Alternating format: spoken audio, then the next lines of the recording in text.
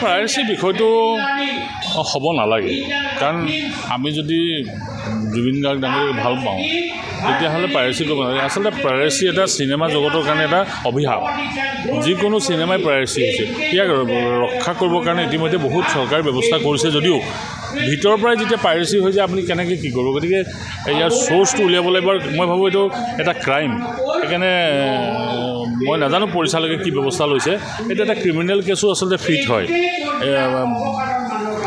এই ইনফৰমেশ্যন আৰু টেকন'লজিৰ ক্ষেত্ৰত প্ৰাইভেচিটোৱে বৰ সাংঘাতিক ভূমিকা লৈছে অকল চিনেমাই নহয় বহু ক্ষেত্ৰত প্ৰাইভেচি হৈছে আৰু আপোনালোকে জানে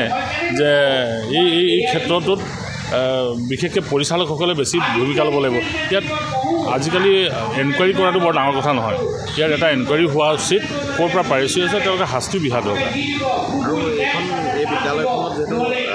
যিকোনো খবৰৰ বাবে যোগাযোগ কৰক 7099017330 লগতে 7099017110 নম্বৰত